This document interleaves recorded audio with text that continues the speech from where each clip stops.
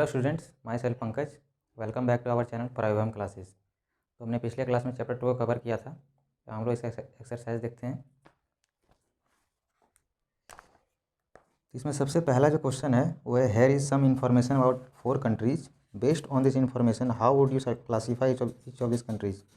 Right democratic, undemocratic और not sure against each of this. तो इसमें केस दिया हुआ है, आपको पहचानना है कि ये जो केस है वो डेमोक्रेटिक लग रहा है आपको या अनडेमोक्रेटिक लग रहा है या फिर आप श्योर नहीं है। ये तीनों लिखना है।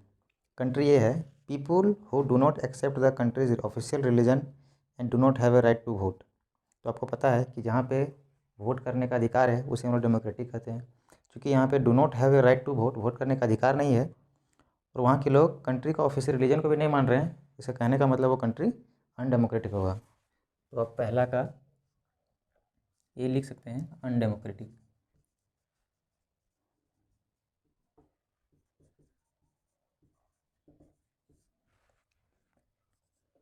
हम लोग बी देखते हैं।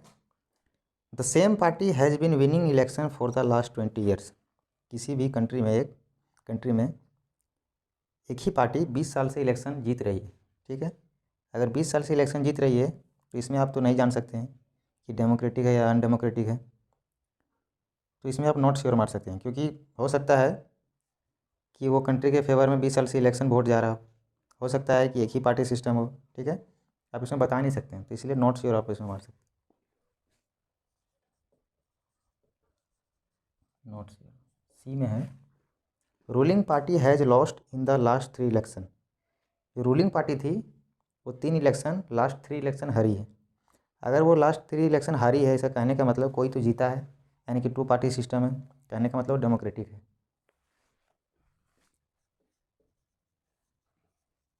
हमने आपको डेमोक्रेटिक के फीचर्स के बारे में बताया था कि पार्टी, किसी भी पार्टी के हारने का फेयर चांस होना चाहिए। तो यहाँ पे एक पार्टी हारी है, दूसरी रूलिंग में आई है, तो कहने का मतलब डेमोक्रेटिक है। अगर डी देखें, there is no independent election commission. हमने आपको बताया था कि फेयर इलेक्शन के लिए हम लोगों ने इलेक्शन कमीशन बनाया है। यहाँ पे बोल रहा है चौथा क्वेश्चन में कि there is no independent election commission. कोई भी इंडिपेंडेंट इलेक्शन कमीशन नहीं। सर कहने का मतलब क्या है कि इलेक्शन बढ़िया से नहीं होगा, इलेक्शन में धांधली होगा, तो ये अनडेमोक्रेटिक होगा।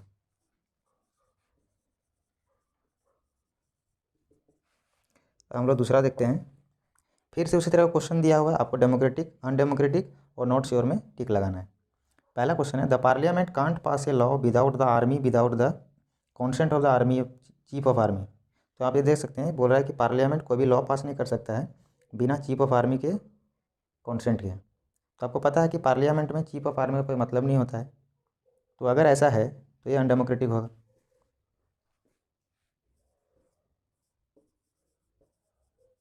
अनडेमोक्रेटिक, क्योंकि पार्लियामेंट में चीफ ऑफ आर्मी का कोई मतलब नहीं होता है।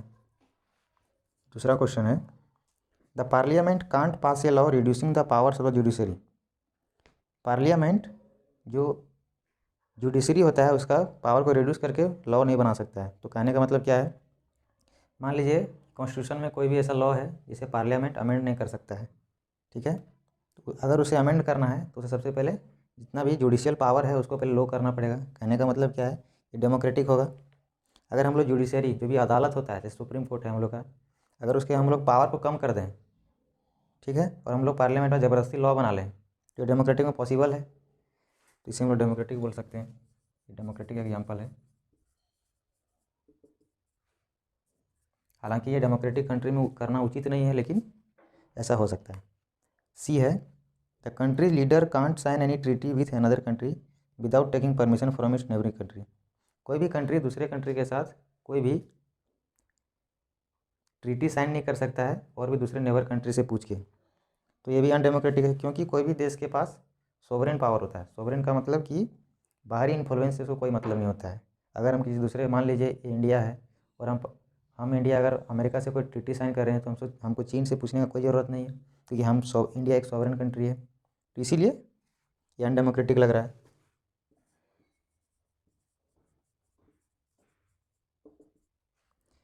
डी है all the major economic decisions about the country are taken by officials of the central bank which is the minister can't Singh.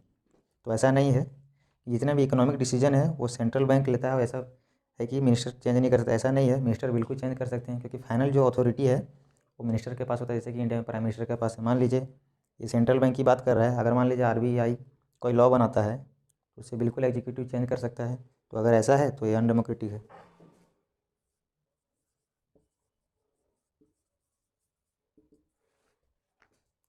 हम लोग क्वेश्चन तीसरा देखते हैं। इसमें तीसरा क्वेश्चन बोल रहा है कि विच of this is not a good argument in favour of democracy. तो हमने आपको पढ़ाया था इन फेवर ऑफ डेमोक्रेसी की, डेमोक्रेसी के फेवर में आर्गूमेंट दिया था। उसमें 4 है। People feel free and equal in democracy. Democracy में लोग फ्री फील करते हैं, बराबर फील करते हैं, तो ये तो सही है, सभी सही है, लेकिन कौन एक अच्छा आर्गूमेंट नहीं है।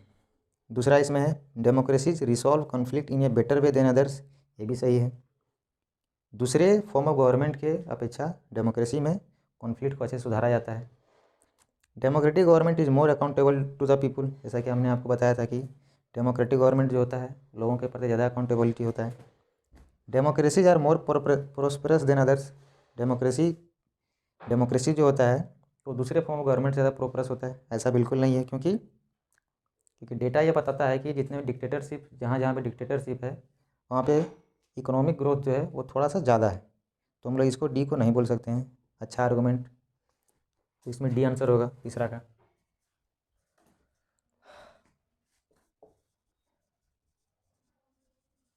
Democracies are more prosperous than others. तीसरा का डी होगा, क्योंकि इसमें पूछा नॉट ए गुड आर्गूमेंट। तो ये अच्छा आर्गूमेंट नहीं है, क्योंकि जहाँ जहाँ पे डिक्टेटरशिप है वहाँ पे देखा गया है कि इकोनॉमिक ग्रोथ थोड़ा सा डेमोक्रेसी से हायर है, ज़्यादा नहीं है लेकिन स्लाइटली हायर है।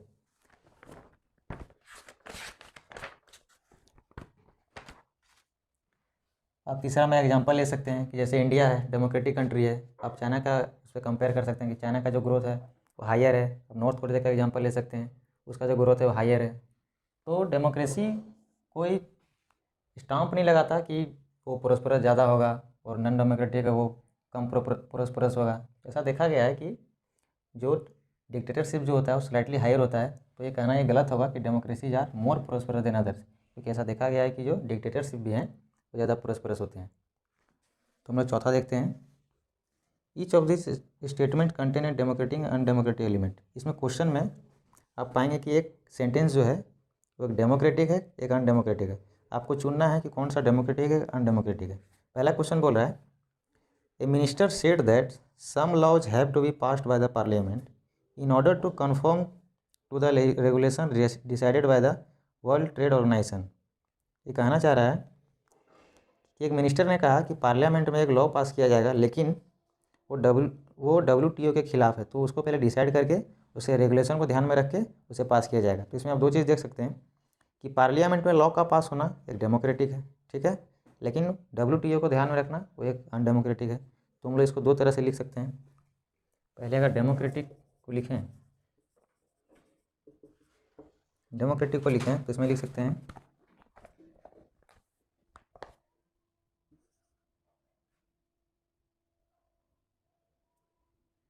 इसमें आपको अपने वर्ड में लिखना है, ठीक है।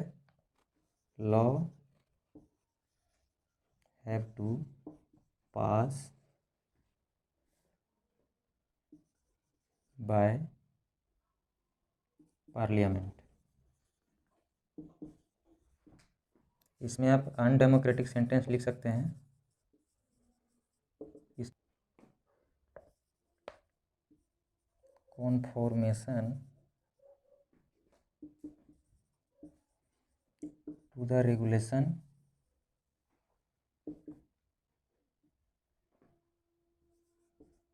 Decided by the WTO। क्योंकि किसी भी लॉ का पास, पार्लियामेंट में लॉ का पास होना वो एक डेमोक्रेटिक प्रोसेस है, लेकिन WTO को ध्यान में रखना वो एक अनडेमोक्रेटिक प्रोसेस है। दूसरा इसमें है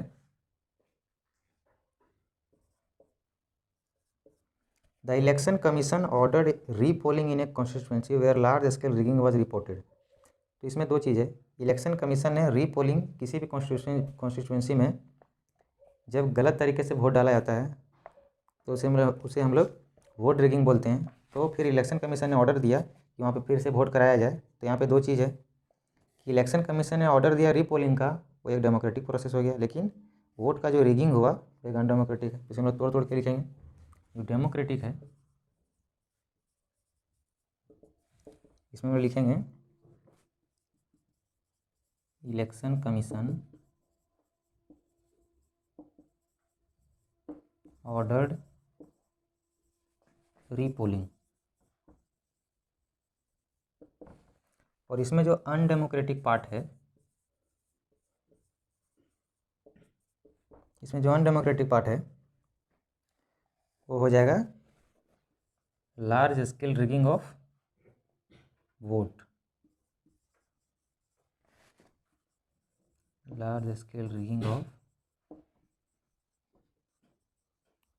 वोटिंग। ठीक है।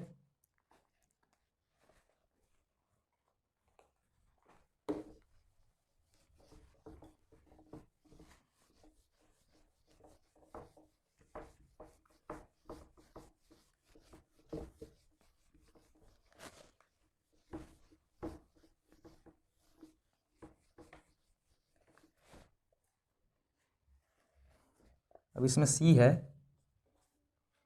Women's representation in the parliament has barely reach 10%। महिलाओं का जो रिप्रेजेंटेशन पार्लियामेंट में है वो मुश्किल से 10% पहुंचा है। This led women's organisation to demand 1/3 seat for women. तो वुमेन ने इसके लिए पार्लियामेंट में 1/3 सीट का डिमांड करने लगी। तो इसमें आप दो वर्ड देखेंगे कि जो 1/3 सीट डिमांड है वुमेन के लिए पार्लियामेंट में वो एक डेमोक्रेटिक प्रोसेस है, लेकिन महिलाओं का कम रिप्रेजेंटेशन है, ये थोड़ा अनडेमोक्रेटिक लगता है। तो इसको हम लोग डेमोक्रेटिक और अनडेमोक्रेटिक में डिवाइड करेंगे। इसमें जो डेमोक्रेटिक जो सेंटेंस है वो होगा demand of 1/3 seat for women representation in parliament.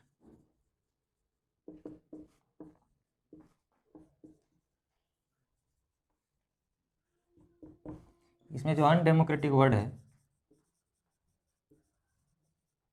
वो ये है कि महिलाओं का जो रिप्रेजेंटेशन है पार्लियामेंट में वो कम है। कि डेमोक्रेसी क्या बोलता है कि सबका equal opportunity, equal representation.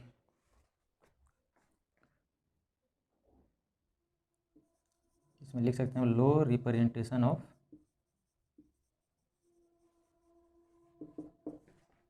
Women in parliament.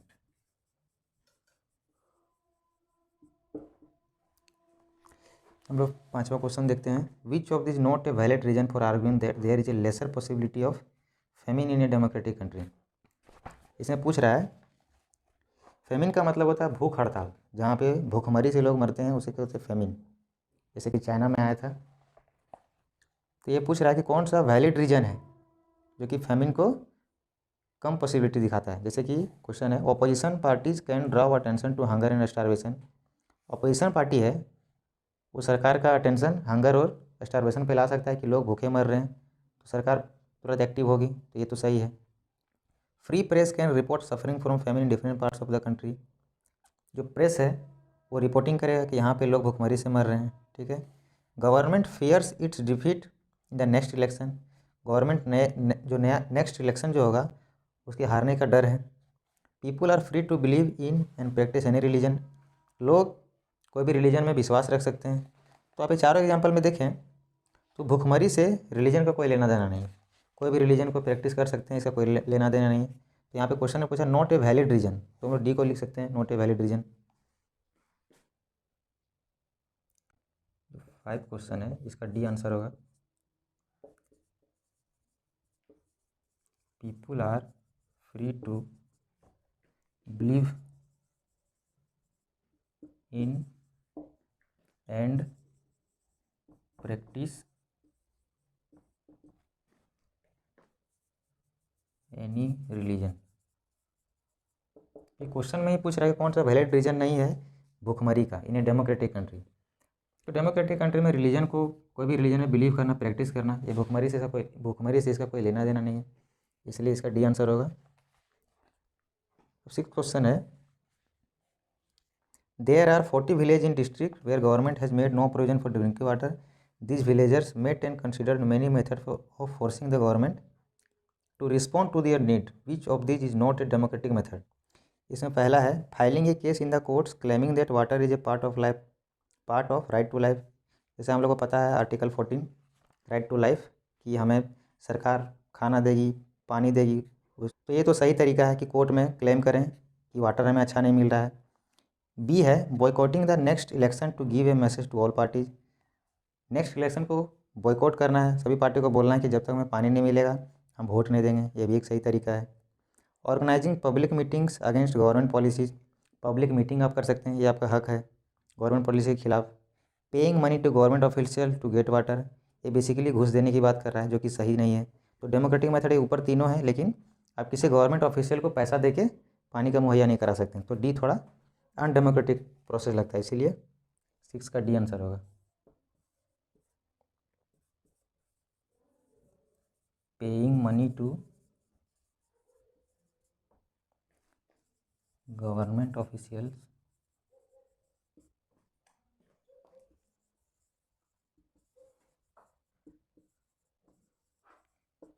To get water. Question 7 है, write a response to the following arguments against democracy. Democracy के खिलाफ आपको एक आर्गूमेंट देना है, ये भी क्वेश्चन में दिया हुआ है। Army is the most discipline and corruption free organisation in that country, therefore army should rule the country. ये क्वेश्चन बोल रहा है कि आर्मी बहुत ही डिसिप्लिन और करप्शन फ्री ऑर्गेनाइजेशन है, इसलिए आर्मी को कंट्री में रूल करना चाहिए। तो इसके अगेंस्ट आपको एक आर्गूमेंट देना है। देखिए, आर्मी का चूँकि एडमिनिस्ट्रेशन का कोई रोल नहीं है, कंट्री को रूल करने में आर्मी का कोई किसी प्रकार का भी योगदान नहीं होता है।